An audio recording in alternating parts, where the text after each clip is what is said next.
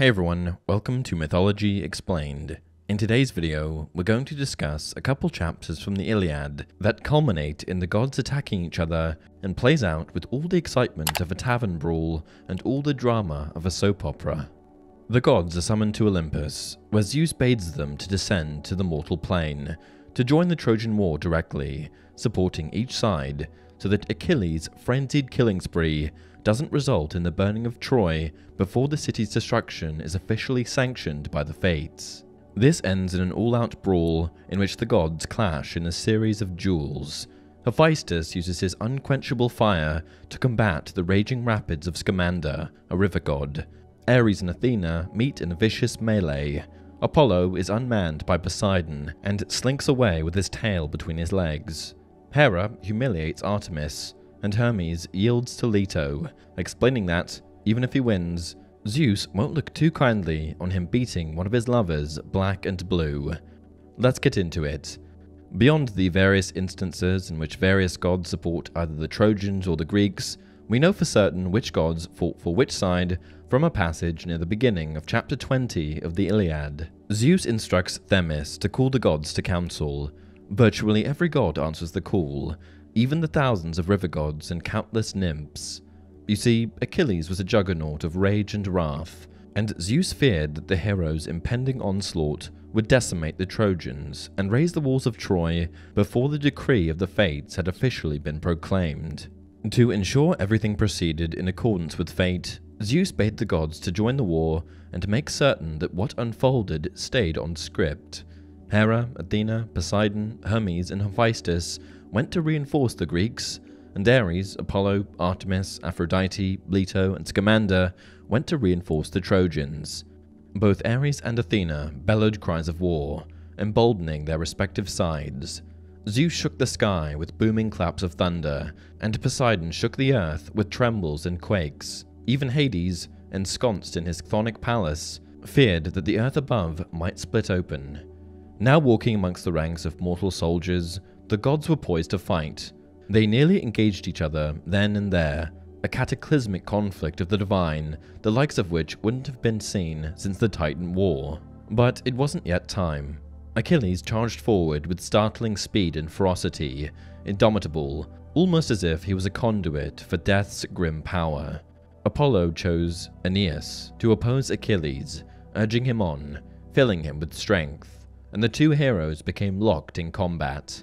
Hera was ready to enhance Achilles in much the same way, but Poseidon restrained her, counseling that the Greek forces were much stronger and that the moment didn't warrant their intervention. The gods who supported the Greeks then distanced themselves from the din and bedlam of the fighting, electing instead to watch from a remote vantage point up high, allowing the war to temporarily progress without their involvement. However, if the gods who supported the Trojans interfered directly with Achilles' advances on Troy, then they would re-engage and bring to bear their full might against the interlopers, kin though they were.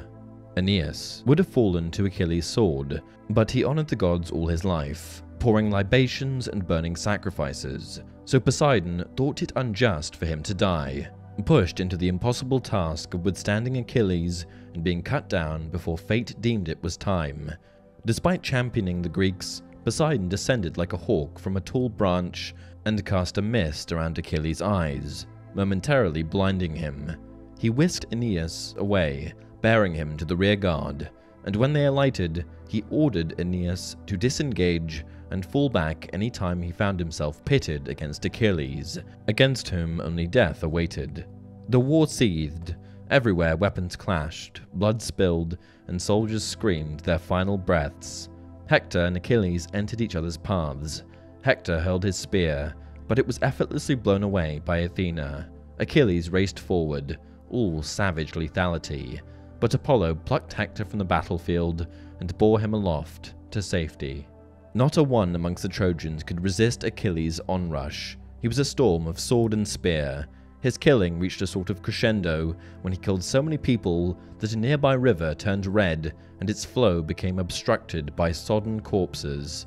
This is a pivotal moment because it is here that all the gods are drawn into the fighting. The god of this bloody and blocked river was none other than Scamander, one of the gods who descended from Olympus to support the Trojans. That his waters were transformed into a mass grave aroused his ire, so he set his flow against Achilles. If you recall from earlier, the gods who supported the Greeks sidelined themselves, but stated they would join the fray if any of the gods on the Trojan side directly impeded Achilles. Scamander's rapid surged, bent towards pulling Achilles, who was overmatched, down and drowning him. Achilles bewailed his fate, crying to all the world that the gods had deceived him, that they had promised him glory only to allow some swelling and swirling river to swallow him whole. But such a death, of course, was not to be his fate. Poseidon and Athena came to his side and spoke words of encouragement to him, filling him with a strength beyond his own. Fortified, Achilles pressed forward and made to attack the very heart of the river. But still, the situation would have gone ill for him were it not for Hephaestus unleashing his fire. Here is where everything pours over and comes to a head. Fire exploded from Hephaestus, blazing and blackening the land in every direction. Scamander was engulfed, and the blistering heat that suffused him boiled his currents, like water in a cauldron or fat melting in a pan. The river retreated, and then the other gods began to fight. Ares charged Athena, but she dodged his attack and countered by hurling a boulder at his head. She scored a direct hit, and Ares crumpled to the ground in a heap of limbs and armor. Victorious, Athena gloried over her fallen brother, spitting insults at him. Aphrodite tried to haul away the body of her beaten lover, but she didn't get far. Athena attacked her, hammering her with clenched fist blows. She collapsed next to Ares, and Athena yelled, "Down you go. May all the gods who helped the Trojans fall as hard." Poseidon and Apollo came face to face. Poseidon explained that it would be a shame for them to return to Olympus unbloodied. He explains that he's wiser and more cunning, and extends the courtesy of allowing Apollo to make the first move. He then scolds Apollo in an angry tirade. He recounts how Zeus sent them to slave for King Laomedon for a whole year, how they built the walls of Troy for promised wages, and how, when the time came to pay, Laomedon reneged on his promise and paid them nothing. His torrent of invective ends with him expressing how ridiculous it is that Apollo supports those whose former king deceived and duped him, not even paying a penny for a whole year's worth of toil. Apollo responds by explaining the ridiculousness of being drawn into fighting over the business of mortals. He turns and leaves, but his departure is harried by a diatribe from his sister, who slings insults his way at every step. She says, "So, the deadly immortal archer runs for dear life, turning over victory to Poseidon, total victory, giving him all the glory here without a fight. Why do you sport that bow, you spineless fool? It's worthless as the wind. Don't let me hear you boast in father's halls ever again, as you bragged among the gods till now, that you would fight Poseidon strength for strength."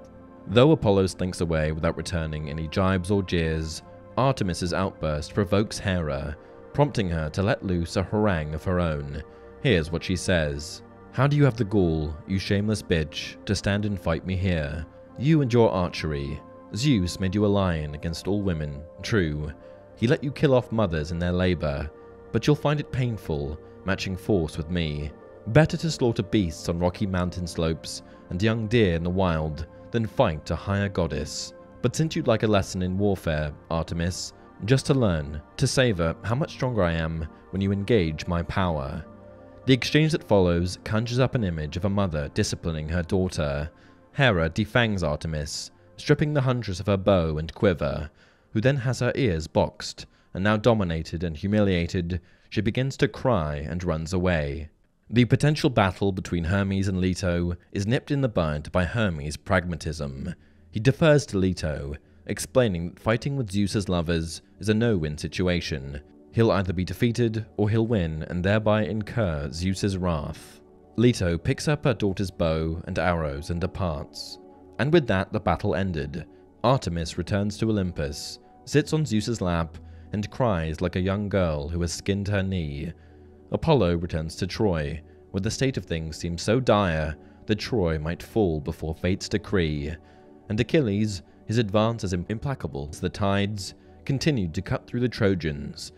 And that's it for this video. If you enjoy the content, please like the video and subscribe to the channel. As always, leave your video suggestions down below.